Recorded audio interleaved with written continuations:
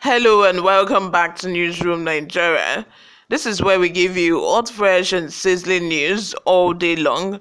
If you haven't subscribed to this channel, please make sure you subscribe. Turn on the post notification bell so that you can be the first person to get notified whenever we upload a new video. Help us grow this channel by giving this video a massive thumbs up so that it gets recommended to other YouTube viewers all around the world as well. Lastly, please leave your opinions in the comment section below. Without further ado, let's delve right into the details of today's news. Some people in some quarters believe that Atiku used his greed. It was as a result of Atiku's greed that the victory was denied Peter Obi. Why do they have this notion? Why do they think that Atiku has anything to do with, their loss at the presidential tribunal's court yesterday? We'll get to find out all that and more in the rest of this video.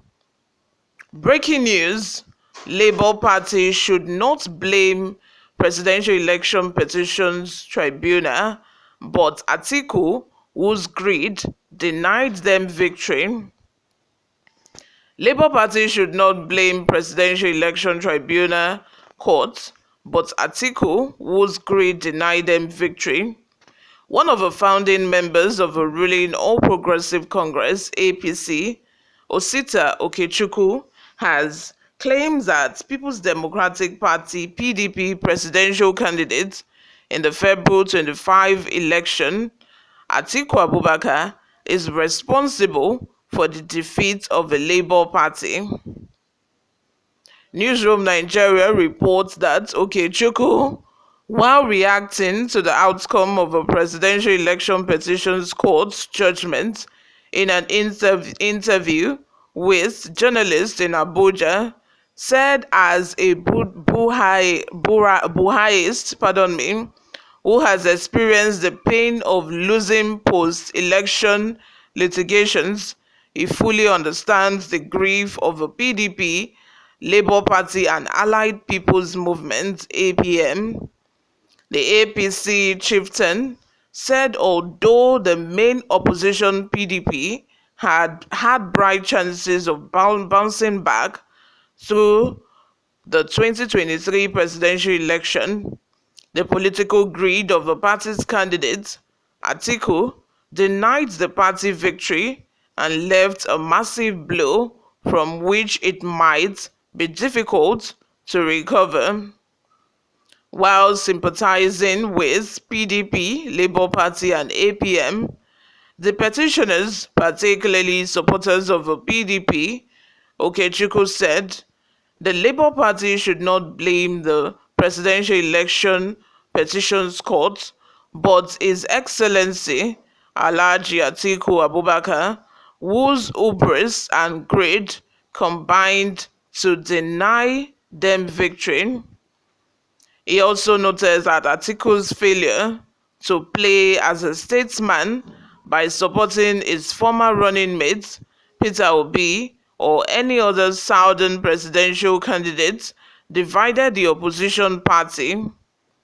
He dismissed claims by the petitioners that alleged irregularities in the conduct of the election, Tinubu's qualification and the failure to transmit results to real-time electronically were fatal to the respondent's case.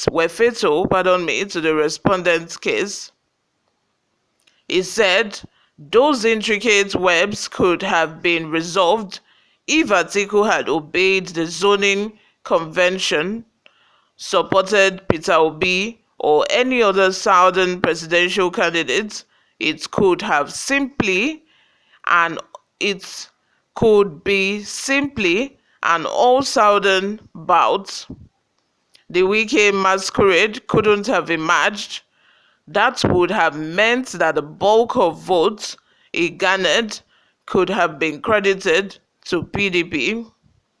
Atiku divided PDP's votes irreparably.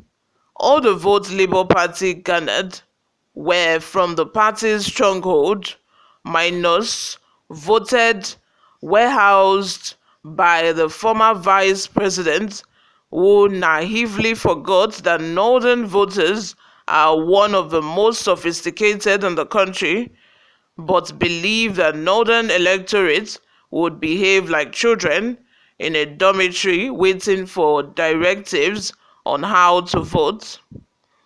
Okechukwu, who is also the Director General of Voice of Nigeria, DGVON, added that President Bola Tinubu deserves accolades for rescuing the zoning convention while guarantees equality, and natural justice between the North and South.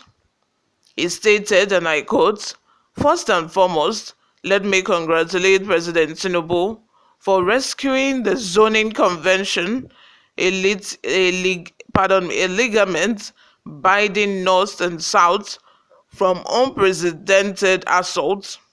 To be honest, my take is that the opposition lost the election that day in 2022, when His Excellency Alhaji Atiku Abubakar trampled on the Presidential Zoning Convention, which governed the First Republic Nigeria and was also embedded in its party's convention." Thank you all for always listening and watching. If you haven't subscribed already to this channel, please go ahead and subscribe. Share this video with your friends and family. Before we go, let's take a look at one or two reactions we got from people online. Miriam Abdullahi says, "Wrong assertion. The best strategy for South and East, the PDP stronghold, is to sacrifice the contest for Atiku. It's a sure win. But if Obi or Wike and APC file Oshibanjo, 80% of northern votes will go to APC, while the southern votes remain divided. It's Atiku's emerge in PDP force APC to present Tinubu in order to reduce Atiku's votes in the north." Obasi Shedrack says, "Atiku would have been president today if not for Obi trying to be president by force, by fire." Wasiu Adewale says, "Enemies of progress are now fighting and blaming themselves. This is what we want. Continue blaming yourselves though." Lastly, Ayodele Small Mighty says, "Is it Atiku that's greedy or Obi that wants to become president by force? Assuming Obi didn't leave PDP, PDP should have won the election, but because of greediness of Obi, both loses." You all, thank you very much for always listening and watching. If you haven't subscribed to this channel, once again, subscribe, you guys. I will see you all in my next video. Bye for now.